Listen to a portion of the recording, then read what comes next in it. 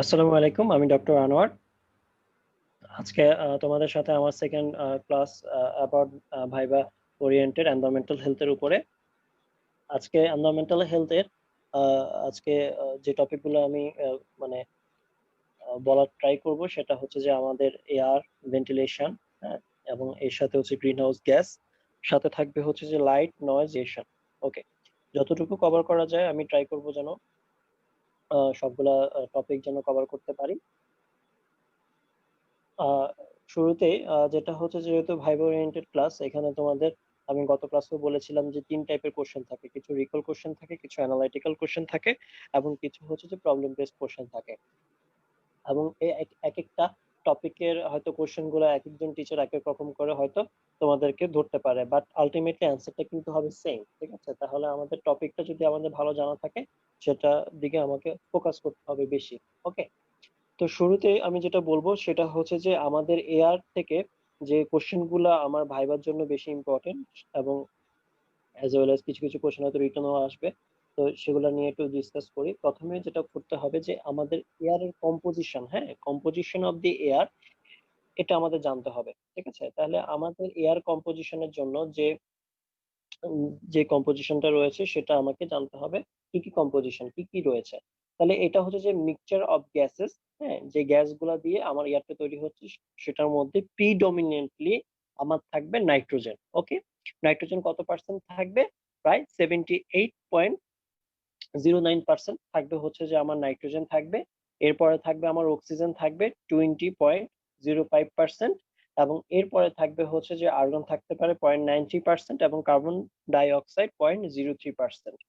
ঠিক আছে, তাহলে আমার এয়ারের কম্পোজিশনের যে গ্যাসিয়াস প্রোডাক্ট গুলোর মধ্যে প্রিডমিনেন্টলি থাকছে নাইট্রোজেন। নাইট্রোজেনটা হচ্ছে 78.09%। ঠিক আছে, আচ্ছা, এয়ারের কম্পোজিশনটা জানার পরে আমাকে যেটা জানতে হবে যে নর্মাল এয়ারটা, যে আউটসাইড যে এয়ার যেটা রয়েছে, সেই এয়ারটা কিভাবে আমার ইম্পিউরিটিস হচ্ছে। হ্যাঁ, তাহলে ন্যাচারাল যে ইম্পিউরিটিস গুলোর মধ্যে হচ্ছে যে আউটডোর এয়ার, সেটা হচ্ছে যে কি কি, যে হিউম্যান এবং এনিমেলের যে রেসপিরেশনটা রয়েছে, সেই রেসপিরেশনের মাধ্যমে আউটডোর এয়ারটা ইম্পিউরিটিস হচ্ছে।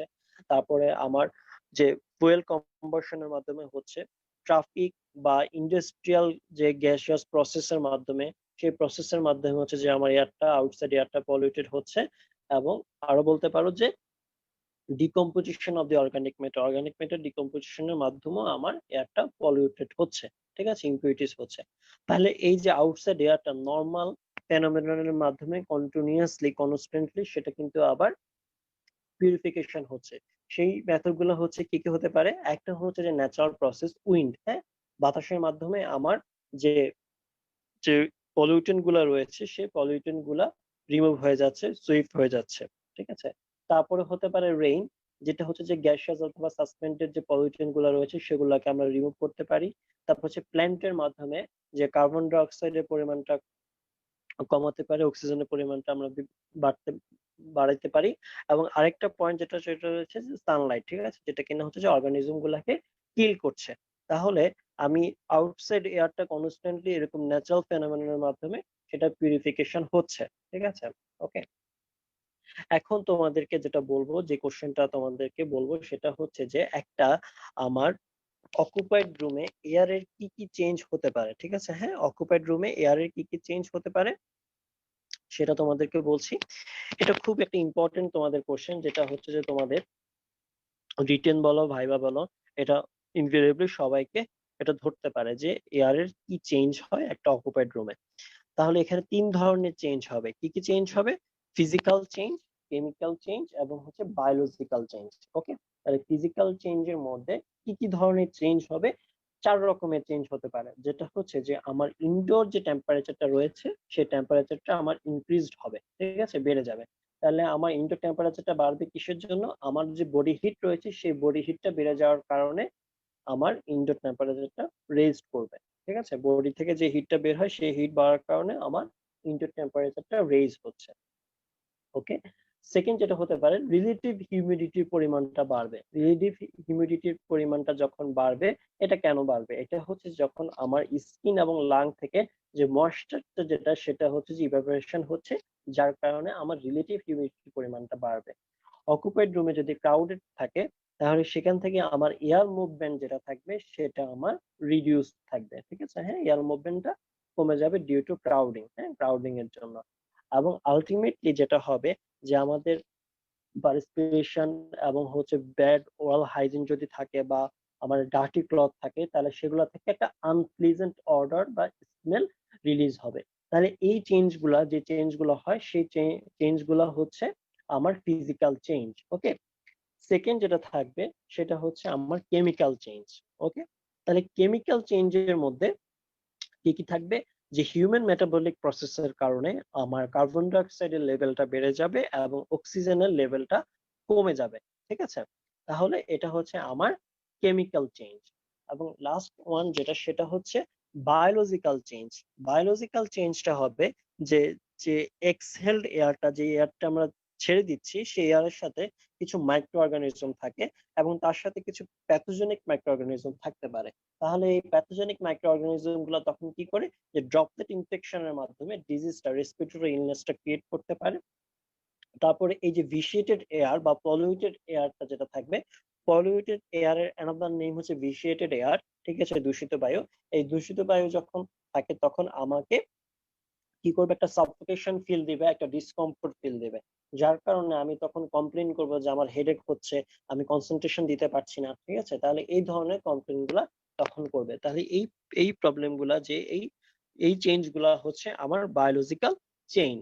ওকে, তাহলে যে চেঞ্জ যেটা হয়, যে 3 রকমের চেঞ্জ হয়, এই 3 রকমের চেঞ্জটা আমরা আশা করি বলতে পারবো ভাইবার টেবিলে, ঠিক আছে? আচ্ছা, নেক্সট চলে যাব যে এয়ার পলিউশন, ঠিক আছে? হ্যাঁ, এয়ার পলিউশনটা কি সেটা জানতে হবে।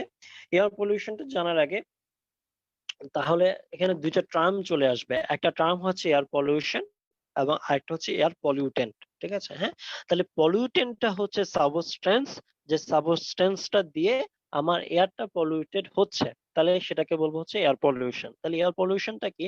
এয়ার পলিউশনটা হচ্ছে যখন আমার সারাউন্ডিং এয়ারে কিছু অ্যাবনরমাল কেমিক্যাল কনসেন্ট্রেশন এর কারণে আমার হিউম্যান বিং এর ওয়েল বিংটা নষ্ট হচ্ছে, হ্যাঁ? বা আমার এনিমেল লাইফ হ্যাম্পার হচ্ছে, তারপর হচ্ছে আমার ক্রপ বা প্ল্যান্ট লাইফের উপরে হ্যাম্পার হচ্ছে। তাহলে এই ধরনের যখন প্রবলেম গুলো হবে যে আমার এয়ার পলিউটেন্টের কারণে, তখন আমি তাকে বলবো এয়ার পলিউশন, ঠিক আছে? হ্যাঁ, এয়ার পলিউশন ডেফিনিশনটা তোমাদেরকে জানতে হবে, ঠিক আছে? এয়ার পলিউশনটা হচ্ছে ডিফাইন করা যায় as the presence in atmosphere of one or more air contaminated অথবা pollutant or combination thereof in which quantities which is harmful to the human health এবং well-being। সোজা কথায় বলতে গেলে যে পলিউটেন্ট গুলা আমার এয়ারে থাকলে আমার এনিম্যাল লাইফ, হিউম্যান লাইফকে হ্যাম্পার করবে, তাকে আমি তখন এয়ার পলিউশন বলবো, ঠিক আছে? সেটা একটাও থাকতে পারে অথবা কম্বিনেশন অফ এয়ার পলিউটেন্ট হতে পারে, ঠিক আছে? তাহলে ডেফিনিশন এবং হচ্ছে এয়ার পলিউটেন্ট, এই দুইটা ডেফিনিশন আমাদের জানতে হবে, ঠিক আছে? নেক্সট আমরা যেটা জানবো সেটা হচ্ছে যে এয়ার পলিউটেন্টের ক্লাসিফিকেশন, আমরা কিভাবে ক্লাসিফাই করতে পারি। ওকে, এয়ার পলিউটেন্ট গুলাকে ক্লাসিফিকেশন করতে গেলে প্রথমে দুইটা ভাগে ভাগ করা যায়, একটা হচ্ছে প্রাইমারি পলিউটেন্ট, একটা হচ্ছে সেকেন্ডারি পলিউটেন্ট। ওকে, তাহলে প্রাইমারি পলিউটেন্ট কোনটা? যে পলিউটেন্টটা হচ্ছে ডিরেক্টলি আমার অ্যাটমসফিয়ারে চলে আসবে, হ্যাঁ, তখন সেটাকে আমরা বলবো হচ্ছে প্রাইমারি পলিউটেন্ট। কি কি হতে পারে? Carbon die oxide, like carbon monoxide, ঠিক আছে? এগুলো হচ্ছে প্রাইমারি পলিউটেন্ট, ঠিক আছে? সেকেন্ডারি পলিউটেন্টটা হচ্ছে যে কেমিক্যাল রিঅ্যাকশন হবে প্রাইমারি পলিউটেন্টের সাথে, তখন আমার যে প্রোডাক্টটা চলে আসবে সেটা হচ্ছে সেকেন্ডারি পলিউটেন্ট। যেমন কি ফটোকেমিক্যাল স্মোক, ঠিক আছে? তাহলে এই এক্সাম্পল এবং হচ্ছে কোনটা কি সেটা আমার জানতে হবে, এই যে পলিউটেন্টের টাইপস। এছাড়াও আমরা পলিউটেন্ট গুলাকে অন্যভাবে ক্লাসিফাই করতে পারি, তাদের হচ্ছে যে কম্পোজিশনের উপরে, যেমন গ্যাসিয়াস মানে পার্টিকেল বা পলিউটেন্ট এবং হচ্ছে পার্টিকুলেট ম্যাটার, ঠিক আছে? তাহলে গ্যাসিয়াস পার্টিকুলার মধ্যে যেমন কি কি থাকবে? গ্যাসিয়াস থাকবে যেমন হচ্ছে কার্বন ডাই অক্সাইড থাকবে, সালফার ডাই অক্সাইড থাকবে, নাইট্রাস অক্সাইড থাকবে। তাহলে এরকম কিছু এক্সাম্পল আমরা জানবো, ঠিক আছে? এবং লাস্টে যেটা হচ্ছে পার্টিকুলেট ম্যাটার। ওকে, পার্টিকুলেট ম্যাটারটা হচ্ছে যে কয়েকটা এক্সাম্পল থাকবে এখানে, যেমন হচ্ছে ডাস্ট, ভিএম, মিস্ট, হ্যাঁ, তারপর হচ্ছে স্মোক থাকবে। এই কয়েকটা এক্সাম্পল আমাদের জানতে হবে, ঠিক আছে। পার্টিকুলেট ম্যাটারের মধ্যে আবার একটা সাইজ রয়েছে, ঠিক আছে। কিছু আছে ফাইন পার্টিকেল, কিছু আছে কোর্স পার্টিকেল। ফাইন পার্টিকেলের সাইজটা হচ্ছে লেস দেন 2.5 মাইক্রন। যদি আমাদের 2.5 মাইক্রনের নিচে যদি থাকে, সেই পার্টিকুলেট ম্যাটার গুলাকে বলা হয় ফাইন পার্টিকেল। আর যখন মোর দেন 2.5 যদি হয়, তাহলে সেগুলোকে বলা হচ্ছে কোর্স পার্টিকেল। ফাইন পার্টিকেল হচ্ছে যে কোনগুলা, সেগুলোর এক্সাম্পল গুলো যদি আমি বলি, তাহলে কি কি এক্সাম্পল হচ্ছে যে আমার অ্যারোসেল বা কম্বাসন ফুয়েল থেকে যে পার্টিকুলেট ম্যাটার গুলো আসবে, সেগুলো হচ্ছে ফাইন পার্টিকেল, ঠিক আছে। ইন্ডাস্ট্রিয়াল স্মোক বা তোমার ডাস্ট, ঠিক আছে, ইন্ডাস্ট্রিয়াল ডাস্ট থেকে যেগুলো আসবে, সেগুলো হচ্ছে আমার কোর্স পার্টিকুলেট ম্যাটার। ওকে, তাহলে আমরা জেনেছি হচ্ছে যে আমাদের পলিউটেন্ট গুলার টাইপস আমরা জানলাম, এবং এগুলো তোমাদেরকে ভাইভাতে ধরবে, ঠিক আছে। তারপরে আমাদের এয়ার পলিউশন যখন জেনেছি, এখন আমাদের জানতে হবে যে এয়ার পলিউশনের সোর্স কি। হ্যাঁ, what are the source of air pollution. Air পলিউশনের সোর্স হতে পারে অটোমোবাইল, হতে পারে ইন্ডাস্ট্রি, হতে পারে ডোমেস্টিক কিছু পারপাস থেকে হতে পারে, তারপরে হচ্ছে যে আমাদের যেমন এগ্রিকালচার পারপাস থেকে হতে পারে, তারপর হচ্ছে যেমন আমরা রিফিউজ বার্নিং থেকে, ঠিক আছে, সেখান থেকে আমাদের এই এয়ার পলিউশনের সোর্সটা আমাদের হয়, ঠিক আছে। ওকে, তাহলে নেক্সট তোমাদেরকে আরেকটা কোশ্চেন, এটা তোমাদের ধরতে পারে যে ইন্ডিকেটর গুলা কি। Indicator of air pollution. Indicator মানে হচ্ছে যে সাবস্টেন্স গুলো দিয়ে আমি এয়ার পলিউশনের মাত্রাটা আমি মেজার করব। সেটা হতে পারে সালফার ডাইঅক্সাইড, মোস্ট কমন, ঠিক আছে। সালফার ডাইঅক্সাইড মোস্ট কমন হচ্ছে সালফার ডাইঅক্সাইড, ঠিক আছে। নেক্সট হচ্ছে যেমন কি ডাস্ট ফল রয়েছে, সাসপেন্ডেড ম্যাটেরিয়ালস রয়েছে, স্মোক ইন্ডেক্স রয়েছে, ঠিক আছে। তাহলে এই কয়েকটা নাম আমাকে জানতে হবে, যেগুলা কিনা হচ্ছে যে আমার কি করে, ইন্ডিকেটর হিসেবে কাজ করে এয়ার পলিউশন মেজার করার জন্য, ঠিক আছে। আচ্ছা, এখন সবচেয়ে বেশি ইম্পর্টেন্ট আরেকটা কোশ্চেন এই টপিকের মধ্যে যেটা রয়েছে, সেটা হচ্ছে যে আমার ইফেক্ট অফ এয়ার পলিউশন, ঠিক আছে। হ্যাঁ, এয়ার পলিউশনের ইফেক্ট গুলা কি। এয়ার পলিউশন ইফেক্ট গুলো হচ্ছে যেমন কি এখানে দুই ধরনের ইফেক্ট হয়, শুরুতেই বলে নিচ্ছি দুই ধরনের ইফেক্ট হয়। কি কি ইফেক্ট? একটা হচ্ছে হেলথের উপরে ইফেক্ট, আর একটা হচ্ছে আদার দেন হেলথ। ওকে, তাহলে আমার হেলথের উপরে ইফেক্ট আসবে, সেটার মধ্যে আবার হচ্ছে ইমিডিয়েট কিছু ইফেক্ট এবং কিছু আছে ডিলেড ইফেক্ট। ওকে, আদার ইফেক্টের মধ্যে দুই ভাবে হতে পারে, একটা হচ্ছে প্ল্যান্ট এবং এনিমেলের উপরে কিছু হ্যাম্পার করবে, এবং হচ্ছে সোশ্যাল এবং ইকোনমিক এসপেক্টে আমার লস হবে। তাহলে আমি যদি শুরু থেকে বলি যে কি কি হচ্ছে, এখানে প্রথমে হচ্ছে যে আমার হেলথ ইফেক্টের মধ্যে ইমিডিয়েট ইফেক্টটা হচ্ছে রেসপিরেটরি ইলনেস হবে, এবং রেসপিরেটরি ইলনেস থেকে সে অ্যাকুইট সাডেন ডেথ হতে পারে, অথবা তার মরবিডিটি কন্ডিশন ডেভেলপ করতে পারে। এবং ডিলেট ইফেক্টের মধ্যে পেশেন্ট কি সাফার করবে, পেশেন্টের হয়তো ক্রনিক ব্রঙ্কাইটিস ডেভেলপ করবে, লাং ক্যান্সার ডেভেলপ করতে পারে, তারপর হচ্ছে রেসপিরেটরি অ্যালার্জি গুলো ডেভেলপ করতে পারে, ঠিক আছে। তাহলে এগুলো হচ্ছে আমার ডিলেড ইফেক্ট। ওকে, হ্যাঁ, এগুলো রিটেন এবং ভাইবার জন্য খুব ইম্পর্টেন্ট, যে ইফেক্ট অফ এয়ার পলিউশন, ঠিক আছে। নেক্সট হচ্ছে যেমন কি আদার্স ইফেক্টের মধ্যে দুইটা ক্যাটাগরি বলা হয়েছে। একটা হচ্ছে যে আমার কিছু প্ল্যান্ট এবং এনিমেলের উপরে ইম্প্যাক্ট করছে, এবং কিছু হচ্ছে যে সোশ্যাল এবং ইকোনমিক্যাল এসপেক্ট। এবং প্ল্যান্ট এন্ড এনিমেলের উপরে কি করছে, যে প্ল্যান্ট যেটা থাকবে, যে আমার যে পাতাগুলো রয়েছে, সে পাতাগুলো বার্নিং হবে, বার্নিং অফ দি লিভস হতে পারে, স্পোর্টিং অফ দি লিভ হবে। তারপরে হচ্ছে যে এখানে আমার এনিমেল গুলোর মর্টালিটি, মরবিডিটি, ঠিক আছে, ওকে, হতে পারে। তারপর হচ্ছে ক্রপ ডিস্ট্রাকশন হবে, ঠিক আছে, প্ল্যান্ট লাইফটা শর্টেন হয়ে যাবে, ঠিক আছে। সোশ্যাল এবং ইকোনমিক্যাল এসপেক্টে যেটা হয়, যে এখানে আমার যে হিউম্যান, এনিমেল এবং হচ্ছে প্ল্যান্ট লাইফের উপর যেহেতু লস আনছে, অটোমেটিকলি এটা আমার ইকোনমিক্যাল একটা লস হিসেবে কাউন্ট হবে। তারপর হচ্ছে যদি বিল্ডিং ম্যাটেরিয়ালস যেগুলো রয়েছে, সেগুলো মেটাল এবং বিল্ডিং ম্যাটেরিয়াল গুলো যদি করুশন হয়, সেক্ষেত্রে একটা প্রবলেম। তারপর যে এখানে কস্ট বাড়বে, ক্লিনিং এবং রিপেয়ারিং পারপাসে কস্ট বাড়বে। তারপর যদি রিসার্চ করা, সেই রিসার্চের একটা কস্ট সেখানে বাড়বে। তারপর হচ্ছে অ্যাডমিনিস্ট্রেটিভ মেজার নেওয়ার জন্য সেখানে একটা কস্ট বাড়বে। এভাবে আমাদের ইকোনমিক্যাল লস হবে, সোশ্যালি এটাকে ইম্প্যাক্ট করছে। তাহলে আমার হেলথ ইফেক্ট এবং হচ্ছে আদার্স ইফেক্টের মধ্যে প্ল্যান্ট এবং অ্যানিমাল লাইফ, এবং হচ্ছে আমার সোশ্যাল এবং ইকোনমিক্যাল এসপেক্টে এয়ার পলিউশনের একটা ইফেক্ট রয়েছে। ওকে, তাহলে আমাদের এখন কি করতে হবে, যে এয়ার পলিউশনটাকে কন্ট্রোল করব। আমরা কিভাবে কন্ট্রোল করব, সেটার একটা গাইডলাইন দিয়ে দিয়েছে ওয়ার্ল্ড হেলথ অর্গানাইজেশন, যেটা কিনা হচ্ছে যে WHO অর্গানাইজেশন, ওয়ার্ল্ড হেলথ অর্গানাইজেশনের যে গাইডলাইন রয়েছে সেই গাইডলাইনের মধ্যে এখানে হচ্ছে যে 5টা জিনিস রয়েছে। একটা হচ্ছে কন্টেইনমেন্ট, হ্যাঁ, তারপরে আমাকে রিপ্লেসমেন্ট করতে হবে, ডাইলুশন করতে হবে, লেজিসলেশন এবং হচ্ছে ইন্টারন্যাশনাল অ্যাকশন। ঠিক আছে, একটা একটা করে যদি আমি তোমাদেরকে বলি, তাহলে কন্টেইনমেন্টে কি হবে, যে আমি ভিসিয়েটেড এয়ার বা পলিউটেড এয়ারটা আমি আমার সারাউন্ডিং এনভায়রনমেন্টে আমি আসতেই দিব না। ঠিক আছে, হ্যাঁ, এবং সেই এসকেপটা করব কিভাবে, কিছু ইঞ্জিনিয়ারিং মেথডের মাধ্যমে, লাইক হচ্ছে ভেন্টিলেশনের মাধ্যমে বা এনক্লোজারের মাধ্যমে। ঠিক আছে, তাহলে এটা আমার মনে রাখতে হবে, এটা হচ্ছে কন্টেইনমেন্ট। রিপ্লেসমেন্টটা হচ্ছে খুব সিম্পল জিনিস, যদি আমার ওল্ড টেকনিকটাকে আমি অ্যাভয়েড করে আমি নিউয়ার টেকনিক অ্যাপ্লাই করতে পারি, তাহলে আমার অনেকাংশে আমার এয়ার পলিউশনের পরিমাণটা কমে আসবে, সেটাকে বলা হচ্ছে রিপ্লেসমেন্ট। ছোট্ট একটা এক্সাম্পল যদি তোমাদেরকে দিই, আমরা যদি মনে করো যে যে কাঠের যদি মাটির চুলায় যদি আমি রান্না করি, ঠিক আছে, উড দিয়ে, হ্যাঁ, কাঠটা যদি আমি ইউজ করি, সেখান থেকে আমার পলিউশন গুলো রিলিজ হবে।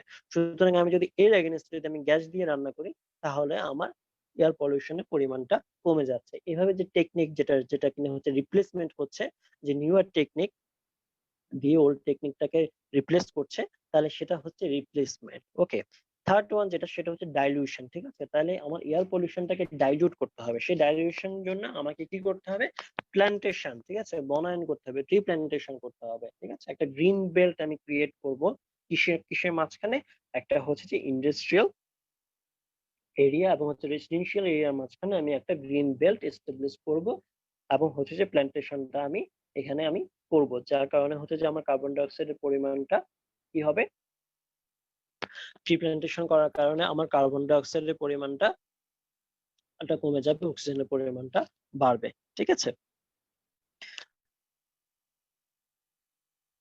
লাস্ট ওয়ান যেটা, সেটা হচ্ছে যেমন কি লেজিসলেশন। ঠিক আছে, লেজিসলেশনটা হচ্ছে যে, এবং লেজিসলেশনটা করার জন্য আমাকে কি করতে হবে, কয়েকটা আমি এক্সাম্পল দিই। আমরা যে ব্রিক ফিল গুলো যদি ইউজ করি, সেগুলো হচ্ছে হাই সিমনি আমরা ইউজ করতে হবে। ঠিক আছে, যদি লো সিমনি, সেটা সেটা হচ্ছে যে খারাপ। হ্যাঁ, তাহলে আমাকে লেজিসলেশন অনুযায়ী আমাকে যে যে এরিয়া গুলো আছে না আমার রয়েছে, সেই এরিয়া গুলাকে ইমপ্রুভ করতে হবে এবং ল এনফোর্সমেন্ট করতে হবে। ঠিক আছে, হ্যাঁ, আইন মানতে হবে।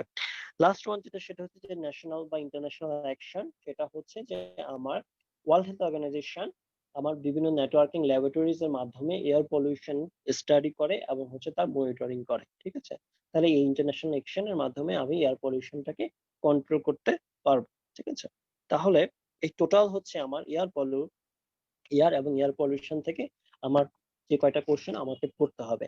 আমি যদি সামারাইজ করি একটু, প্রথমে আমি বলেছি আমার এয়ারের কম্পোজিশনটা আমাকে জানতে হবে। সেকেন্ড যেটা হচ্ছে যে আমার এয়ার পলিউশনটা খুব বেশি ইম্পর্টেন্ট, এয়ার পলিউশনটা খুব বেশি ইম্পর্টেন্ট, এবং এটার ক্লাসিফিকেশন। ঠিক আছে, দুইটা কোশ্চেন খুব বেশি ইম্পর্টেন্ট, সেটা হচ্ছে যে এখানে মনে করো যে এটা হচ্ছে যে এয়ার পলিউট বা এয়ার টপিকে হার্ড বলবো আমি। একটা হচ্ছে যে অকুপাইড রুমের যে চেঞ্জ গুলা হয় এবং এয়ার পলিউশনটা কিভাবে কন্ট্রোল করবা according to World Health Organization. ঠিক আছে, WHO অনুসারে কিভাবে আমি এয়ার পলিউশনটাকে কন্ট্রোল করব, সেই পয়েন্টটা এখানে ইম্পর্টেন্ট। ঠিক আছে, এছাড়া রয়েছে ইন্ডিকেটর গুলা রয়েছে, এয়ার পলিউশন ইন্ডিকেটর গুলা, সেগুলো তোমাদেরকে ধরতে পারে।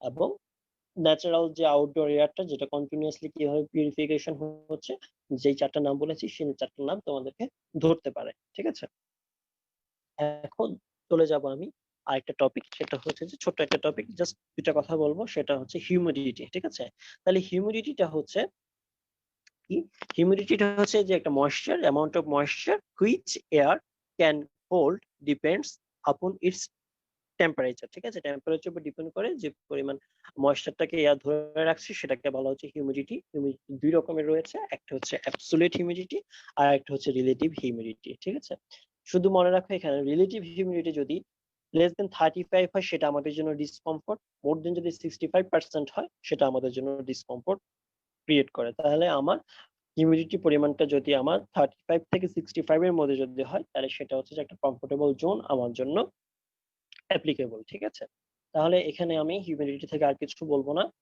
নেক্সট চলে যাব আরেকটি ইম্পর্টেন্ট টপিক, সেটা হচ্ছে ভেন্টিলেশন। ঠিক আছে, হ্যাঁ, ভেন্টিলেশনটা ইম্পর্টেন্ট টপিক। ভেন্টিলেশন থেকে এখানে আমাকে ডেফিনিশনটা একটু জানতে হবে, যে ডেফিনিশনটা কি।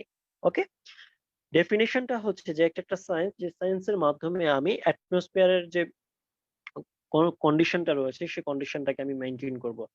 কিভাবে কেন মেনটেন করব, যেটা কিনা আমার হিউম্যান এবং অ্যানিমাল লাইফের জন্য আমার কমফোর্টেবল হয়, হেল্পফুল হয়, ঠিক আছে, এবং যার মাধ্যমে আমার ভিসিয়েটেড এয়ারটা রিপ্লেস হয় by with fresh hygienic air. ঠিক আছে, তাহলে ডেফিনেশনটা তোমরা মুখস্থ করে নিবা যে ভেন্টিলেশন কাকে বলে। ভেন্টিলেশনটা হচ্ছে science of maintaining atmospheric condition which are comfortable and helpful to the human body through exchanging the vitiated air which with fresh hygienic air। তাহলে ফ্রেশ হাইজেনিক এয়ারটা আমার আসবে, ভিসিটেড এয়ারটা রিপ্লেস হবে, যেটা কিনা একটা কমফোর্টেবল জোন ক্রিয়েট করবে হিউম্যান এবং animal লাইফের জন্য। যে সায়েন্স আমরা ইউজ করি সেটা হচ্ছে ভেন্টিলেশন। ঠিক আছে, এই ভেন্টিলেশন থেকে তাহলে ভেন্টিলেশনের পারপাসটা কি, হ্যাঁ, আমাকে জানতে হবে যে ভেন্টিলেশনটা কেন ইম্পর্টেন্ট। ঠিক আছে, পারপাস অফ ভেন্টিলেশন, এখানে আমি ভিসিটেড এয়ার বা দূষিত বায়ুটাকে আমি রিপ্লেস করতে পারছি, ফ্রেশ বা হাইজেনিক এয়ারটাকে আমি সাপ্লাই করছি। এছাড়া আমার ভেন্টিলেশনের মাধ্যমে এয়ার মুভমেন্টটা আমার এনশিওর হচ্ছে। এছাড়া টেম্পারেচার এবং হিউমিডিটিটা সেটা আমি কন্ট্রোল করতে পারছি ভেন্টিলেশনের মাধ্যমে। তাহলে এটাই হচ্ছে আমার ভেন্টিলেশনের পারপাস, উদ্দেশ্যটা। ঠিক আছে, তোমাদের ভাইভাতে ধরবে যে ভেন্টিলেশন টাইপস কি কি রয়েছে। What are the types of ventilation, এটা দুই রকমের, দুইটা টাইপস রয়েছে। একটা হচ্ছে ন্যাচারাল ভেন্টিলেশন আর একটা হচ্ছে আর্টিফিশিয়াল ভেন্টিলেশন। ঠিক আছে, তাহলে ন্যাচারাল ভেন্টিলেশনের মধ্যে কি কি হতে পারে? ন্যাচারাল ভেন্টিলেশনের মধ্যে হতে পারে তিন রকম, একটা হচ্ছে উইন্ড হতে পারে, ডিফিউশন হতে পারে, টেম্পারেচার ডিফারেন্স হতে পারে।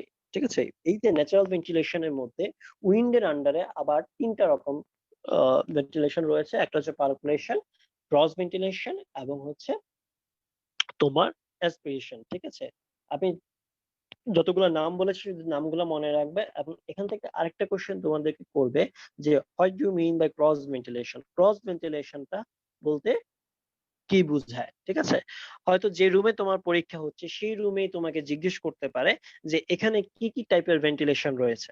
হ্যাঁ, তাহলে তোমাকে এটা তোমার ওই যে অ্যানালাইটিক্যাল চিন্তা ভাবনা দিয়ে সেই কোশ্চেনের অ্যান্সারটা তখন দিতে হবে যে এখানে ন্যাচারাল ভেন্টিলেশন রয়েছে কিনা বা আর্টিফিশিয়াল ভেন্টিলেশন রয়েছে কিনা, এটা তোমাকে তখন বের করে বলতে হবে। ঠিক আছে, তাহলে এখানে যেমন ক্রস ভেন্টিলেশনটা কি, ক্রস ভেন্টিলেশনটা যেটা সেটা হচ্ছে যখন একটা রুমের মধ্যে আমার ডোর এবং উইন্ডো একটা আরেকটার অপোজিটে থাকবে, বাতাসটা আমার এক্সচেঞ্জ হবে, হ্যাঁ, তখন সেটাকে বলা হচ্ছে ক্রস ভেন্টিলেশন। ঠিক আছে, তাহলে ক্রস ভেন্টিলেশন মানে এটা আমার জানতে হবে, এবং ন্যাচারাল ভেন্টিলেশনের আন্ডারে হচ্ছে ক্রস ভেন্টিলেশন। ঠিক আছে, তাহলে আমার টাইপ গুলা আমরা আমরা মুখস্থ করে ফেলবো। দেন আমি চলে যাব যে আমার আর্টিফিশিয়াল ভেন্টিলেশন বা মেকানিক্যাল ভেন্টিলেশন। আর্টিফিশিয়াল বা মেকানিক্যাল ভেন্টিলেশন গুলো হচ্ছে আবার চার রকম। একটা হচ্ছে এক্সস্ট ভেন্টিলেশন, যেটা কিনা বলা হচ্ছে সরি এক্সস্ট ভেন্টিলেশন বা নেগেটিভ প্রেসার ভেন্টিলেশন। আর একটা হচ্ছে প্ল্যানাম ভেন্টিলেশন বা পজিটিভ প্রেসার ভেন্টিলেশন, দুইটার কম্বিনেশন নিয়ে ব্যালেন্স ভেন্টিলেশন, এবং লাস্ট ওয়ান হচ্ছে এয়ার কন্ডিশনিং। ঠিক আছে, ওকে, তাহলে আমার এক্সস্ট ভেন্টিলেশন যেটা হচ্ছে এক্সাম্পল যদি শুনতে চাই তাহলে হচ্ছে এক্সস্ট ফ্যান বলবা। পজিটিভ প্রেসার ভেন্টিলেশন বা প্ল্যানার ভেন্টিলেশন যেটা সেটা হচ্ছে যেমন কি সেন্ট্রিফিউগাল ফ্যানের মাধ্যমে আমার এয়ারটা ব্লো হয় রুমের মধ্যে। ঠিক আছে, এবং দুইটার কম্বিনেশন নিয়ে হচ্ছে ব্যালেন্স।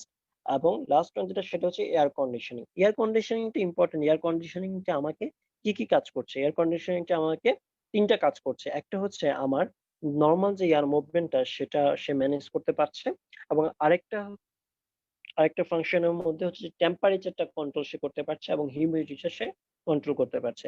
তাহলে টেম্পারেচার কন্ট্রোল, হিউমিডিটি মেইনটেনেন্স এবং হচ্ছে এয়ার মুভমেন্ট, এই তিনটা কাজ একসাথে করছে কে? Air conditioning. ঠিক আছে, এতটুকু আমাকে এখানে জানতে হবে। এখানে ভাইভাতে একটা ছোট একটা কোশ্চেন করতে পারলে যে তোমার মাথার উপরে যে ফ্যানটা ঘুরছে সেই ফ্যানের সাথে এসির কি ডিফারেন্স রয়েছে। ওকে, তাহলে এখানে এসির সাথে ফ্যানের যে ডিফারেন্সটা সেই ডিফারেন্সটার মধ্যে শুধু বলবা যে ফ্যান আমার এয়ার মুভমেন্ট শুধু করতে পারে, যেখানে আমার টেম্পারেচারটাকে সে কন্ট্রোল করতে পারছে না, হিউমিডিটিটা সে মেইনটেইন করতে পারছে না, যেটা কিনা আমার এসি করতে পারছে। ঠিক আছে, তাহলে এই ভেন্টিলেশনের টাইপস এগুলো খুবই ইম্পর্টেন্ট তোমাদের ভাইবার জন্য, এগুলো আমরা শিখে ফেলবো। ঠিক আছে, আচ্ছা, এখন আরেকটা কোশ্চেন তোমাকে করতে পারে যে ইফেক্ট অফ ইল ভেন্টিলেশন। এটা কিন্তু রিটেন এবং ভাইবার জন্য খুব ইম্পর্টেন্ট যে ইল ভেন্টিলেশনের ইফেক্ট কি। ইল ভেন্টিলেশনের ইফেক্ট যেটা সেটা হচ্ছে যে এটা একটা প্রবলেম বেসড কোশ্চেন তোমাকে এরকম ভাবে দিতে পারে যে 15 জন মানুষ একটা 10 বাই 10 রুমের মধ্যে রয়েছে, মানে 100 স্কোয়ার ফিটের মধ্যে 15 জন মানুষ রয়েছে, সেইখানে রুমের কি কি চেঞ্জ হতে পারে এবং কি ধরনের ইফেক্ট হবে। ঠিক আছে, এটা একটা অ্যানালিটিক্যাল কোশ্চেন তোমাকে এরকম ভাবে করতে পারে। তাহলে এখানে তোমার কি কি ধরনের চেঞ্জ হবে, যেটা অ্যাজ ইউজুয়াল যে ইনডোর টেম্পারেচারটা রেজড হবে, রিলেটিভ হিউমিডিটি পরিমাণটা বাড়বে, ব্যাকটেরিয়াল কন্টামিনেশন হওয়ার চান্স বেশি থাকবে, যেমন প্যাথোজেনিক মাইক্রো অর্গানিজম গুলো যখন আমি হাঁচি কাশির মাধ্যমে অথবা কথা বলার মাধ্যমে যখন রিলিজ হবে, তখন এভাবে একটা প্রবলেম থাকতে পারে। এবং আরেকটা হচ্ছে যে বডি অর্ডার বা আনপ্লিজেন্ট স্মেল হওয়ার পসিবিলিটি থাকবে।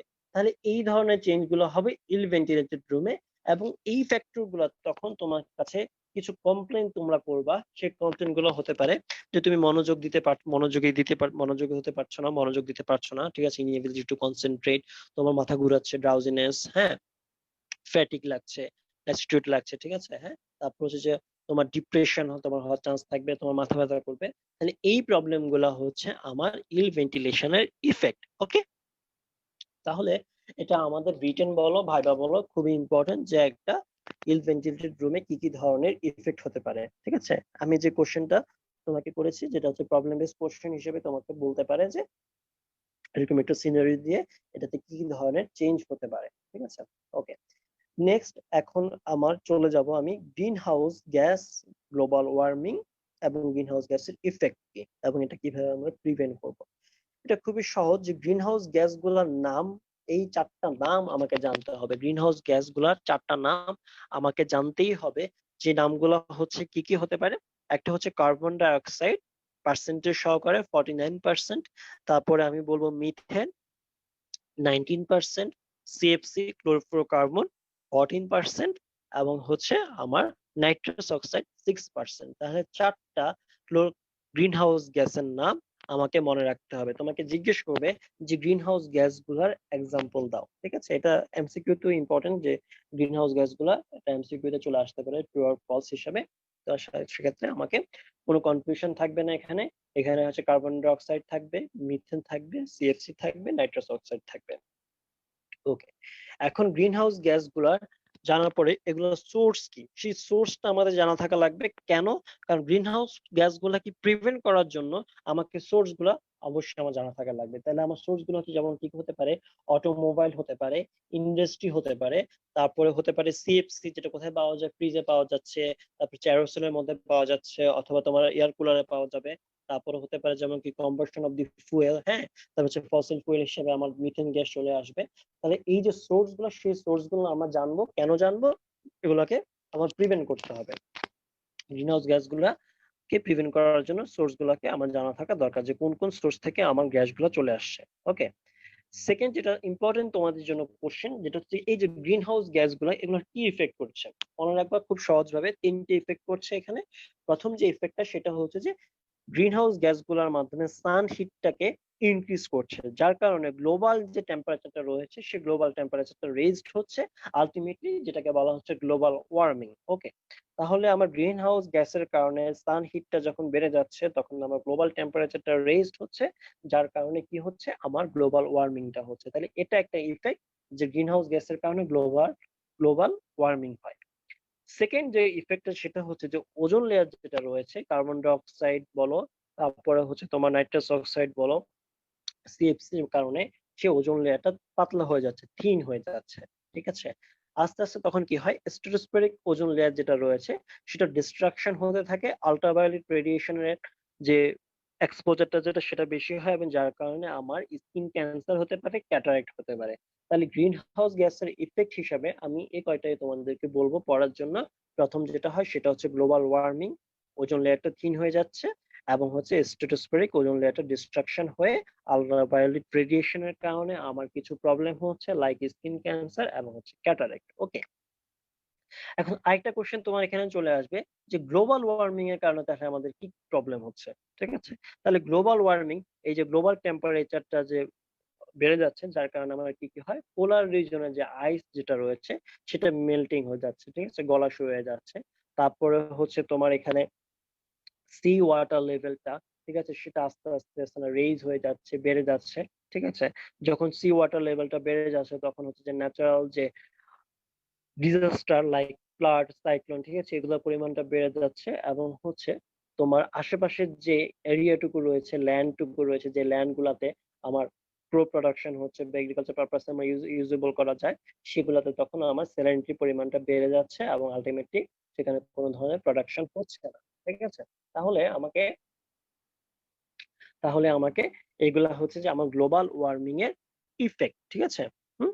তাহলে গ্রিন হাউস গ্যাসের ইফেক্ট আমরা শিখলাম, গ্লোবাল ওয়ার্মিং এর আমরা ইফেক্ট শিখলাম। ঠিক আছে? এখানে আরেকটা কোশ্চেন তোমাদেরকে করতে পারে যে ক্লাইমেট চেঞ্জের কারণে কি কি ধরনের ইফেক্ট পড়তে পারে বাংলাদেশে। ঠিক আছে? ক্লাইমেট চেঞ্জের কারণে, তাহলে ক্লাইমেট চেঞ্জের কারণে আমার কি কি হবে, সি ওয়াটার লেভেল যেটা সেটা রেজড হবে। ঠিক আছে? হ্যাঁ, তাহলে সি ওয়াটার লেভেল যখন আমার রেজড হবে তখন আমার কি কি হবে, যে আমার যে কোস্টাল রিজনটা সেখানে ফ্লাডিং হবে।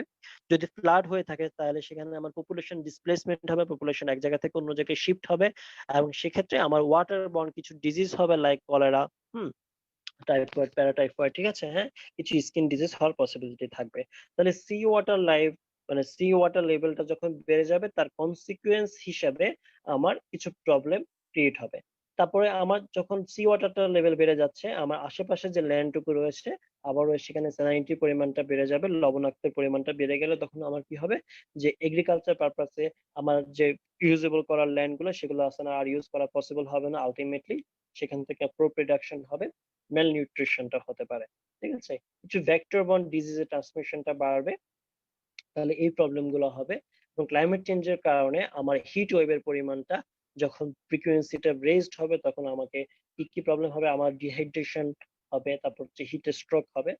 এই ধরনের প্রবলেম গুলো হবে কেন, ক্লাইমেট চেঞ্জের কারণে। ঠিক আছে? এখন আমাকে শুরুতেই বলেছি যে গ্রিন হাউস গ্যাসগুলোকে আমি এখন প্রিভেন্ট করবো কিভাবে। গ্রিন হাউস গ্যাস প্রিভেন্ট করার জন্য দুইটা জিনিস আমাকে মনে রাখতেই হবে। একটা হচ্ছে যে সোর্স, যেসব সোর্স থেকে আমার গ্রিন হাউস গ্যাসগুলো থাকে সেই সোর্সের দিকে আমাকে খেয়াল রাখতে হবে। সেকেন্ড যে পয়েন্ট সেটা হচ্ছে যে আমাকে ট্রি প্ল্যান্টেশন করতে হবে, প্রচুর পরিমাণে আমাকে বনায়নের ব্যবস্থা করে দিতে হবে, যার কারণে আমার গ্রিন হাউস গ্যাসগুলো আলটিমেটলি আমার আর রিলিজ হবে না, এনভায়রনমেন্টে আসবে না। ঠিক আছে? তাহলে এখান থেকে এই কয়েকটা কোশ্চেন আমাকে অবশ্যই পড়তে হবে। ঠিক আছে? আচ্ছা, নেক্সট যেটা বলবো, যে ছোট ছোট কয়েকটা টপিক রয়েছে এখানে, যে টপিক গুলোর মধ্যে যেমন লাইট, নয়েজ এবং হচ্ছে রেডিয়েশন। ঠিক আছে? হ্যাঁ, লাইট, নয়েজ এবং হচ্ছে রেডিয়েশন নিয়ে যদি কথা বলে, শুরুতে কথা বলবো হচ্ছে যে লাইট নিয়ে। ঠিক আছে? হ্যাঁ, লাইটটা হচ্ছে একটা ইলেকট্রোম্যাগনেটিক ওয়েভ, হ্যাঁ আমরা সবাই জানি, এবং হচ্ছে এই লাইটের যে গুড লাইটেনিং, পর্যাপ্ত পরিমাণে যে আলো, সে আলোর কিছু রিকোয়ারমেন্ট রয়েছে। ঠিক আছে? সেই রিকোয়ারমেন্ট গুলা কি কি সেটা আমি তোমাদেরকে এখন বলছি। যে একটা পর্যাপ্ত পরিমাণে আলোর জন্য আমার কি কি লাগবে, আমার ইলুমিনেশন, ঠিক আছে, যেন এডুকেট হয় সেদিকে আমার খেয়াল রাখতে হবে। লাইটের সোর্সটা যেন আবার ইউনিফর্ম হয় সেদিকে আমার খেয়াল রাখতে হবে। কালারটা যেন অ্যাপ্রোপ্রিয়েট হয় সেদিকে আমার খেয়াল রাখতে হবে। এবং কোনো গ্লেয়ার থাকবে না, কোনো ফ্লিকার থাকবে না। ঠিক আছে? হ্যাঁ, তাহলে ফ্লিকার গ্লেয়ার থাকবে না। ঠিক আছে? কোনো লাইটের কোনো রিফ্লেকশন থাকবে না। ঠিক আছে? একটা ওয়ালের লাইট যেন রিফ্লেক্টেড না হয়, এরকম লাইট আমরা ইউজ করব না। পর্যাপ্ত পরিমাণে আলো যেন পায়, ঠিক আছে, সেদিকে খেয়াল রাখতে হবে। তাহলে গুড লাইটিনিং এর যে কি কি রিকোয়ারমেন্ট রয়েছে সেই রিকোয়ারমেন্ট গুলো আমাদের জানতে হবে। ঠিক আছে? হুম? আরেকটা যেটা রয়েছে, যে এটা অনেক সময় তোমাদেরকে জিজ্ঞেস করতে পারে, এই যে লাইট নয়েজ রেডিয়েশনটা, এটা হচ্ছে টিচারদের উপরে ডিপেন্ড করছে যে তুমি কি আসলে কতটুকু তোমাদেরকে এখান থেকে ধরবে কি ধরবে না। ঠিক আছে? টোটাল এনভায়রনমেন্টাল হেলথ টপিকের মধ্যে প্রায়োরিটি দেওয়া হয় ওয়াটার, এয়ার, ভেন্টিলেশন এবং হচ্ছে রিফিউজ আর এক্সপিরিয়ার। ঠিক আছে? এরপরে চলে আসছে নয়েজ, তারপর হচ্ছে লাইট, রেডিয়েশন। ঠিক আছে? তাহলে এখানে হয়তো সিগনিফিকেন্টলি দুই একটা কোশ্চেন হয়তো তোমাদেরকে পড়া লাগতে পারে ভাইবার জন্য। অনেক সময় এখান থেকে হয়তো কোশ্চেন তোমাদেরকে করবেও না, এটা ডিপেন্ড করছে তোমাদের যে ইন্টারনাল বা টিচারদের উপরে ডিপেন্ড করছে অনেকটা। ঠিক আছে? তো লাইট যেটা, সেটা হচ্ছে যে এখন লাইট কিভাবে আমরা মেজার করব। ঠিক আছে? Measurement of light, light measurement করার জন্য এখানে 4টা ইউনিট আমরা ইউজ করে থাকি। যে ইউনিট গুলা হচ্ছে যে লুমিনাস প্লাক্স, লুমিনাস ইন্টেন্সিটি, ইলুমিনেন্স এবং হচ্ছে লুমিনেন্স। ঠিক আছে? অথবা ব্রাইটনেস। ঠিক আছে? আমি বলেছি শুরুতে, এখানে লুমিনাস প্লাক্স মানে আমার গত যে রেগুলার ক্লাসগুলোতে আমি বলেছি যে লুমিনাস প্লাক্স যেটা, সেটা হচ্ছে কি, যখন একটা সোর্স অফ লাইট যখন তার অল ডাইরেকশনে আলোটা দিচ্ছে তখন সেটা হচ্ছে আমার লুমিনাস প্লাক্স, যেটা ইউনিটটা হচ্ছে ক্যান্ডেল। ঠিক আছে। তারপর হচ্ছে লুমিনাস ইন্টেন্সিটি, যদি কোনো একটা অ্যাঙ্গেল করে, ঠিক আছে, যদি আলোটা কোনো একটা সারফেসের উপরে এসে পড়ে তাহলে সেটাকে বলা হচ্ছে লুমিনাস ইন্টেন্সিটি, যেটার ইউনিট হচ্ছে লুমেন। যখন যে সারফেস এরিয়াটুকুর উপরে পড়ছে সেটা হচ্ছে ইলুমিনেন্স, যেটার ইউনিটটা হচ্ছে লাক্স, এবং যেটার চোখে আমার রিফ্লেকশন হচ্ছে সেটা হচ্ছে লুমিনেন্স অথবা ব্রাইটনেস, যেটার ইউনিটটা হচ্ছে ক্যান্ডেল পার মিটার স্কয়ার। ঠিক আছে, তাহলে আছে মেজারমেন্ট অফ লাইট, যে লাইটের 4টে ইউনিট এবং কোনটা কি ইউনিট সেটা আমরা জানবো। এটা হচ্ছে যে অনেক সময় ধরলেও তোমাদেরকে ধরতে পারে। ঠিক আছে, আরেকটা তোমাদেরকে জানতে হবে যে লাইটের সোর্স কি। লাইটের সোর্স হচ্ছে দুই রকম, একটা হচ্ছে ন্যাচারাল সোর্স যেমন সানলাইট, আর আর্টিফিশিয়াল সোর্স হিসেবে যেমন হচ্ছে টেম্পারেচার রেডিয়েশন থেকে আসবে, বা ইলেকট্রিসিটি ফটোফ্লোরোসেন্স ল্যাম্পের মাধ্যমে আসবে, বা গ্যাস ডিসচার্জের মাধ্যমে চলে আসবে, সেটা হচ্ছে আর্টিফিশিয়াল সোর্স। সবচেয়ে লাইট থেকে ইম্পর্টেন্ট যেটা তোমাদের জন্য সেটা হচ্ছে এর ইফেক্টটা কি। হ্যাঁ, লাইটের কিছু ভালো ইফেক্ট রয়েছে, যেমন কি ন্যাচারাল যে সোর্স সানলাইট, সানলাইটের এক্সপোজারে যদি আমি যাই তাহলে কিছু আমার বায়োলজিক্যাল ইফেক্ট হয়। বায়োলজিক্যাল ইফেক্ট গুলো যেমন কি কি, যেমন থেরাপিউটিক একটা ইফেক্ট রয়েছে, যে ইনফেন্টদের যদি হাইপার বিলিরুবিনিয়া থাকে তাহলে আমি যদি সানলাইটের এক্সপোজারে যদি আমি তাদেরকে দেওয়া হয় তাহলে তাদের এটা থেরাপিউটিক মেজার হিসেবে এটা কমে আসবে, লেভেলটা কমে আসবে। এছাড়া এটা precursor of vitamin D synthesis, melanin সিক্রেশনে হেল্প করে, তারপর হচ্ছে অ্যাডেনোকর্টিক্যাল সিক্রেশনে এটা হেল্প করে। তাহলে এইগুলা হচ্ছে আমার একটা biological good effect of lighting. ঠিক আছে, যদি আমার ইমপ্রপার লাইটিনিং হয়, যদি অপর্যাপ্ত পরিমাণে আলো আমার চোখে আসে তাহলে আমার কি কি প্রবলেম হবে। প্রথমে আমার চোখটা ব্যথা করতে পারে, মাথা ব্যথা করবে। ঠিক আছে, চোখ ব্যথা করবে, মাথা ব্যথা করবে। এছাড়া হতে পারে আমার আইরিশ, যেটা ইনফ্লামেশন হতে পারে, কনজাংটিভেটার ইনফ্লামেশন হতে পারে, ক্যাটারাক্ট হতে পারে। তাহলে যা কিছু প্রবলেম আমার সবগুলো হচ্ছে আই ওরিয়েন্টেড প্রবলেম হবে ইমপ্রপার লাইটিনিং এর কারণে। ওকে, আচ্ছা,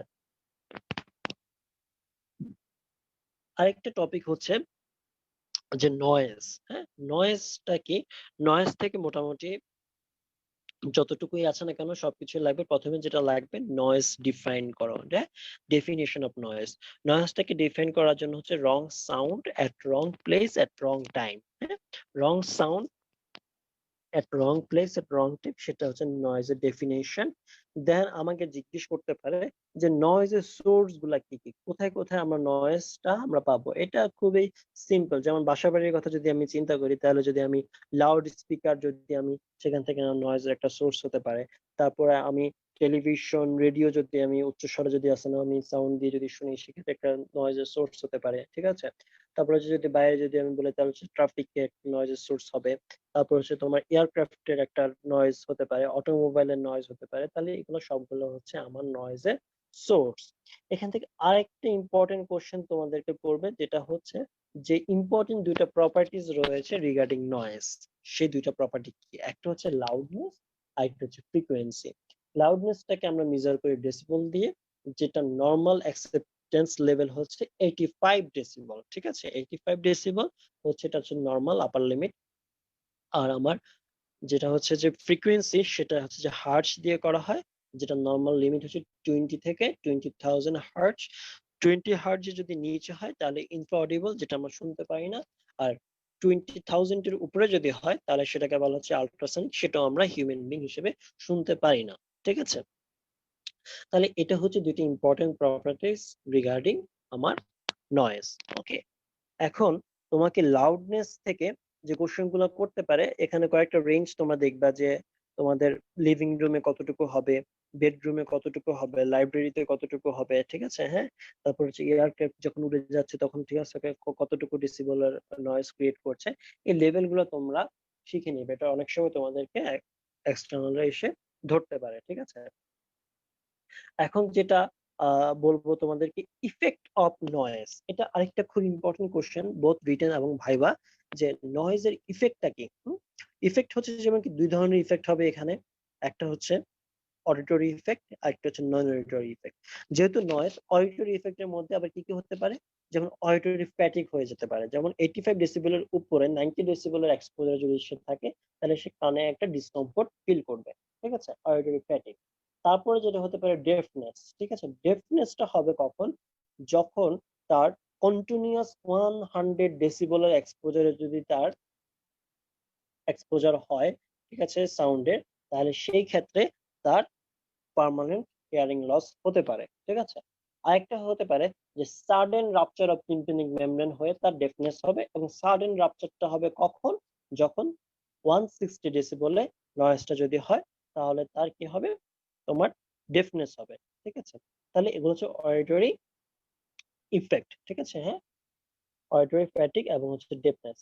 সেকেন্ড যেটা বলবো সেটা হচ্ছে নন অডিটরি ইফেক্ট। নন অডিটরি ইফেক্টের মধ্যে কি হবে, নয়েজ যখন হবে তখন আমার কথা বলতে অসুবিধা হবে, ইন্টারফারেন্স উইথ দি স্পিচ, ঠিক আছে, আমার মনোযোগ দিতে কষ্ট হবে, হ্যাঁ, তারপরে হচ্ছে তোমার বিরক্তিবোধ একটা চলে আসবে, এবং ফিজিক্যাল ইফেক্টের মধ্যে তো আমার কি হবে, হার্ট রেটটা বাড়বে, ব্লাড প্রেশারটা বাড়বে, তারপর হচ্ছে ইন্ট্রাক্রেনিয়াল প্রেশারটা রেজড হবে, ঠিক আছে, এই ধরনের প্রবলেম গুলা তোমার হবে, এক্সেসিভ সোয়েটিং হবে, ঠিক আছে। তাহলে হচ্ছে এগুলো হচ্ছে নয়েজ এর নন অডিটরি ইফেক্ট, ঠিক আছে। তাহলে ইফেক্ট অফ নয়েজটা এটা আমাকে জানতে হবে, ওকে।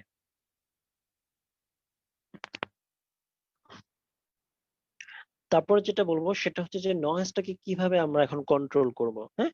নয়েজ কন্ট্রোল করার জন্য হচ্ছে যে প্রপার প্ল্যানিং লাগবে, সিটির প্রপার প্ল্যানিং লাগবে। যেখানে আমার রেসিডেন্সিয়াল এরিয়া সেখানে আমার রেসিডেন্সিয়াল এরিয়া থাকবে, যেখানে আমার ইন্ডাস্ট্রিয়াল এরিয়া সেখানে আমার ইন্ডাস্ট্রিয়াল এরিয়া থাকবে, প্রপার একটা প্ল্যানিং থাকবে।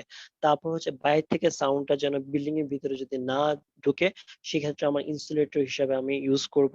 তারপরে হচ্ছে যে এখানে রেলওয়ে অথবা যেখান থেকে ইন্ডাস্ট্রি থেকে যে নয়েজ গুলো আসে সেই নয়েজ গুলাকে কন্ট্রোল করতে হবে, ভেহিকল গুলাকে কন্ট্রোল করব। যারা কিনা নয়েজি এরিয়াতে কাজ করছে, ঠিক আছে, তাদেরকে আমরা পার্সোনাল প্রোটেক্টিভ ইকুইপমেন্ট হিসেবে আমরা তাকে কি করব, যে ইয়ার প্লাগ ইউজ করতে বলবো, এবং হচ্ছে তাদের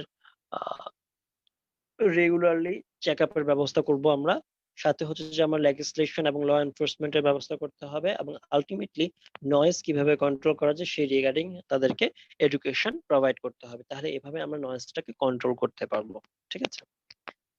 আরেকটা টপিক হচ্ছে রেডিয়েশন, ঠিক আছে। রেডিয়েশনটা হচ্ছে যেখান থেকে তোমাদেরকে ধরবে যে রেডিয়েশনের সোর্স কি, হ্যাঁ। রেডিয়েশনের সোর্স হচ্ছে যেমন কি ন্যাচারাল হতে পারে, আর্টিফিশিয়াল হতে পারে। ন্যাচারালের মধ্যে যেমন কসমিক রে রয়েছে, তারপর হচ্ছে টেরেস্ট্রিয়াল এর মধ্যে যেমন হচ্ছে যেমন টেরেস্ট্রিয়াল বা অ্যাটমসফেরিক এনভায়রনমেন্টাল সোর্স রয়েছে। আর ন্যাচারাল সোর্সের বাইরে গিয়ে এনভায়রনমেন্টাল, সরি, তোমার যে সোর্সটা যেটা তোমার হচ্ছে যে ম্যান মেড বা আর্টিফিশিয়াল সোর্স, সেটা আমাদের জন্য খুব বেশি ইম্পর্টেন্ট।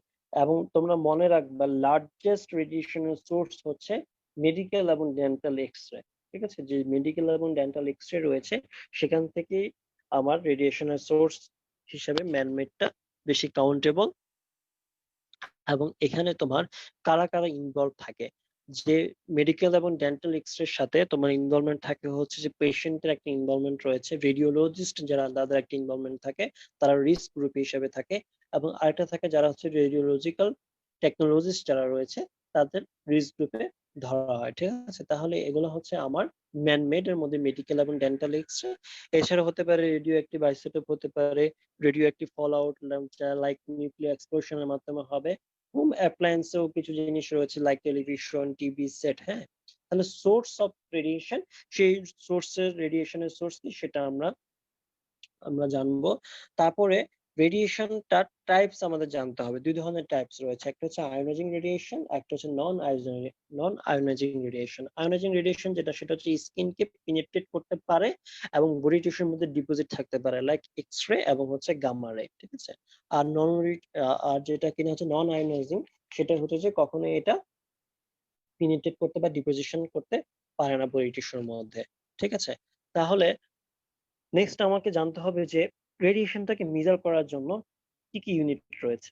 রেডিয়েশনটাকে মেজার করার জন্য আমাদের দুইটা ইউনিট আমরা ইউজ করে থাকি। একটা হচ্ছে অ্যাক্টিভিটি অফ রেডিয়েশনটা মেজার করার জন্য বিকুয়ারেল, ঠিক আছে, দিয়ে মেজার করি। আরেকটা হচ্ছে আমার পটেন্সি অফ রেডিয়েশনটাকে মেজার করার জন্য আমরা তিনটে ইউনিট ইউজ করে থাকি। একটা হচ্ছে রনজেন, একটা হচ্ছে রেড, আর একটা হচ্ছে র্যাম, ঠিক আছে, হ্যাঁ। তাহলে রনজেন যেটা সেটা হচ্ছে আহ রনজেন যেটা সেটা হচ্ছে যে ইউনিট অফ এক্সপোজার কে বলা হচ্ছে রনজেন। তারপর হচ্ছে রেড যেটা সেটা হচ্ছে ইউনিট অফ অ্যাবজর্ব ডোজ, সেটাকে বলা হচ্ছে রেড আর এটি। আর র্যাম যেটা সেটা হচ্ছে যে combined product of absorb dose এবং হচ্ছে মডিফাইং ফ্যাক্টরস, ঠিক আছে, তো সেটাকে বলা হচ্ছে র্যাম। ওকে, তাহলে রেডিয়েশনের ইউনিট গুলো আমাদেরকে ধরতে পারে। সবচেয়ে ইম্পর্টেন্ট এখানে তোমাদেরকে বলবো সেটা হচ্ছে যে রেডিয়েশনের ইফেক্ট কি। হ্যাঁ, ইফেক্ট গুলা হচ্ছে যে দুই ধরনের ইফেক্ট হতে পারে, একটা হচ্ছে অ্যাকিউট ইফেক্ট, একটা হচ্ছে লেট ইফেক্ট, ঠিক আছে। অ্যাকিউট ইফেক্টের মধ্যে অ্যাকিউট সোমাটিক ইফেক্ট হিসেবে যেমন অ্যাকিউট রেডিয়েশন সিনড্রোম হবে, ঠিক আছে, আরো কিছু সোমাটিক ইফেক্ট নাই এখানে। এখানে হচ্ছে যে অ্যাকিউট রেডিয়েশন সিনড্রোম যেটা, সেটাকে বলা হচ্ছে acute somatic effect under acute radiation syndrome. এবং লং টার্ম বা লেট ইফেক্টের মধ্যে অনেকগুলো কারণ রয়েছে। তো আমরা আস্তে আস্তে যদি আমি বলি তাহলে তোমাদেরকে প্রথমে জানতে হবে অ্যাকিউট সোমাটিক ইফেক্টটা কি। অ্যাকিউট সোমাটিক ইফেক্টের মধ্যে অ্যাকিউট রেডিয়েশন সিনড্রোম, যে সিনড্রোমটা হচ্ছে তিনটা সিস্টেমকে আমার ইনভলভ করে।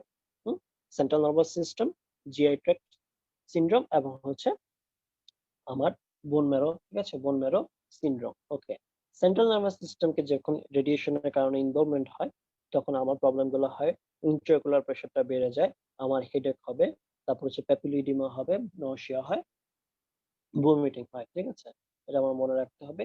জিআইটেক্টের মধ্যে যেটা হবে, যেখানে লুজ মোশন হবে, লিকুইডিস্টুল হবে, নশিয়া হবে, ভমিটিং হবে, আর বোন ম্যারোর মধ্যে হচ্ছে প্যানসাইটোপেনিয়া হবে, ঠিক আছে, তিনটা লেভেলে আমার এখানে কমে যাচ্ছে, ঠিক আছে। তাহলে আমার অ্যাকিউট সোমাটিক ইফেক্টের মধ্যে এই তিন ধরনের সিনড্রোম ইফেক্ট রয়েছে, ঠিক আছে। আর লেট ইফেক্টের মধ্যে কি কি হতে পারে? লেট ইফেক্টের মধ্যে যেটা হয়, প্রথমে যেটা হচ্ছে অ্যাপ্লাস্টিক এনিমিয়া ডেভেলপ করবে, ক্রনিক ডার্মাটাইটিস হবে, স্কিনের মধ্যে তোমার স্কোমাস সেল কার্সিনোমা, বেজাল সেল কার্সিনোমা, হ্যাঁ, তোমার হচ্ছে যে এই প্রবলেম গুলো তোমাদের দেখা দেখা দিবে, চোখে ক্যাটারাক্ট হতে পারে।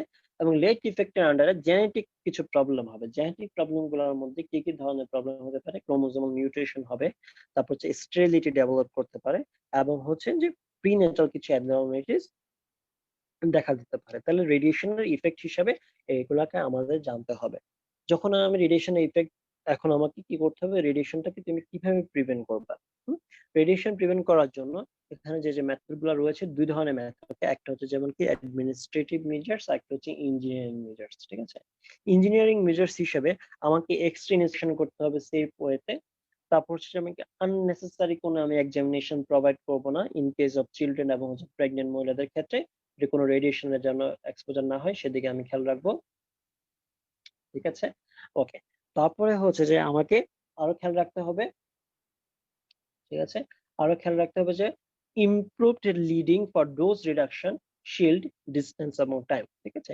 এখানে বলে নিচ্ছি তোমাদেরকে, এখানে তিনটা ফ্যাক্টর খুব ইম্পর্টেন্ট প্রিভেনশনের ক্ষেত্রে। একটা হচ্ছে টাইম। টাইম যত তোমার রেডিয়েশনের এক্সপোজারে যখন টাইম যত তুমি বেশিক্ষণ থাকবা তখন তোমার জন্য রিস্ক, সুতরাং টাইম তোমাকে লিমিটেশন করতে হবে।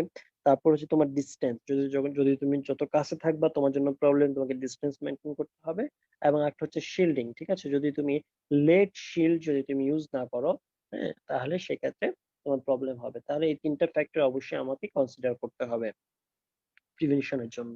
দেন কিছু মেজার্স আমি নিতে হবে, যেগুলো হচ্ছে ইঞ্জিনিয়ারিং মেজার্স, এবং কিছু অ্যাডমিনিস্ট্রেটিভ মেজার্স। অ্যাডমিনিস্ট্রেটিভ মেজার্স হিসেবে যেটা আমি করতে পারি, সেটা হচ্ছে যে যারা ওয়ার্কার রয়েছে তাদের একটা প্রি প্লেসমেন্ট এক্সামিনেশন, হ্যাঁ, পিরিয়ডিক্যাল মেডিকেল এক্সামিনেশন করবো, তাদের একটা রিক্রিয়েশনের ব্যবস্থা করতে হবে।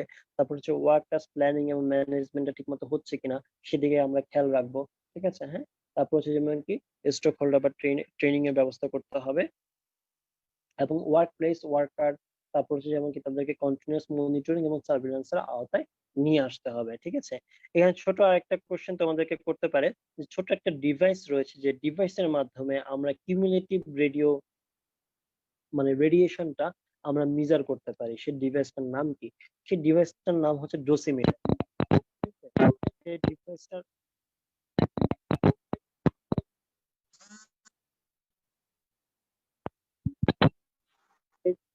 সেই ডিভাইসটার নাম হচ্ছে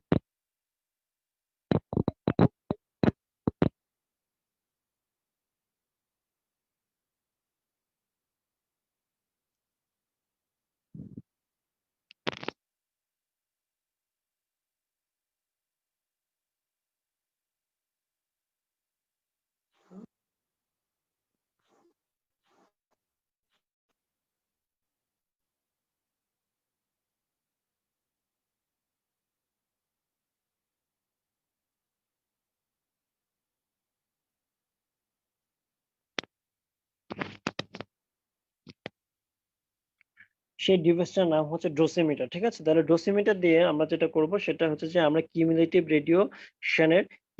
রেডিয়েশনেরটা মেজারমেন্ট করব। ডোসিমিটারটা হচ্ছে যে এটা ২ রকমের হতে পারে। একটা হচ্ছে যেমন হচ্ছে ফিল্ম ব্লেজের মতো অথবা প্যান হোল্ডারের মতো। তাহলে সেই ডোসিমিটারটা কি করবে, যে রেসপেক্টেড যে ওয়ার্কার থাকবে সেই ইন্ডিভিজুয়াল ওয়ার্কারের জন্য একেকটা ডোসিমিটার ফিক্স থাকবে। সেখানে তার আগের দিনের সাথে যে কতটুকু রেডিয়েশন এক্সপোজার হয়েছে পরের দিনটা সেটার সাথে এড হবে। ঠিক আছে? এটাকে বলা হচ্ছে কিউমুলেটিভ, মানে তোমার এক্সপোজারটা এভাবে আমরা এড করে নিব ডোসিমিটার দিয়ে। তাহলে ডোসিমিটার দিয়ে কখনোই আমার রেডিয়েশনটাকে প্রিভেন্ট করবে সেটা না। ডোসিমিটার দিয়ে আমি বুঝতে পারবো সে কতটুকু রেডিয়েশন এক্সপোজারে গিয়েছে, এবং এটা নরমাল লিমিট যেটা রয়েছে 5 র‍্যাম, ঠিক আছে? হ্যাঁ, তাহলে 5 র‍্যামে যদি এক্সেস হয়ে যায় তাহলে তার জন্য এটা ক্ষতিকর হিসেবে তখন এটা কাউন্ট হয়। এবং ডোসিমিটারটা তোমাকে বারবার বলছি যে ডোসিমিটারটা হচ্ছে যে, মনে করো যে আমি আজকে ডোসিমিটার একটা ইউজ করেছি, তারপরে হচ্ছে আগামীকালকে অন্য একটা ইউজ করব, সেটা না। ডোসিমিটারটা হচ্ছে যে আমার জন্য ফিক্স থাকবে, ঠিক আছে? আমি যে কয়দিন যদি ডিউটি করে থাকি আমার রেডিয়েশন ডিপার্টমেন্টে, সেক্ষেত্রে আমি আমার ডোসিমিটার দিয়ে আমি সেটাকে মেজার করতে পারবো। যে ডোসিমিটারটা দিয়ে হচ্ছে যে আমার রেডিয়েশনের কিউমুলেটিভ রেটটা আমি মেজার করতে পারবো। এটাকে বলা হচ্ছে ডোসিমিটার। ওকে, তাহলে আমি আজকে যতটুকু তোমাদেরকে কভার করতে চেয়েছিলাম, এয়ার ভেন্টিলেশন, হ্যাঁ, তারপরে হচ্ছে যেমন গ্রিন হাউস গ্যাস এবং গ্লোবাল ওয়ার্মিং, ক্লাইমেট চেঞ্জের ইফেক্ট ইন আওয়ার কান্ট্রি। তারপরে চলে গিয়েছি তোমাদেরকে ক্লাসে হচ্ছে যে ভেন্টিলেশন, তারপর হচ্ছে লাইট, নয়েজ, রেডিয়েশন, ঠিক আছে? তাহলে তোমাদের সাথে আমার নেক্সট ক্লাস হবে যে টপিকটা নিয়ে, সেটা হচ্ছে যে রিফিউজ এবং এক্সক্রিটা, সাথে থাকবে হচ্ছে হাউজিং, ঠিক আছে? তো আজকের ক্লাসে যদি কোনো প্রবলেম থাকে তোমাদের, অবশ্যই আমাকে কমেন্টে জানাবা। আর নেক্সট ক্লাসের জন্য তোমাদেরকে স্বাগতম। আশা করছি নেক্সট ক্লাসে তোমরা করবা। ঠিক আছে? তাহলে আজকের মতো এখানেই শেষ করছি। ওকে। আল্লাহ হাফেজ। ভালো থাকবা সবাই।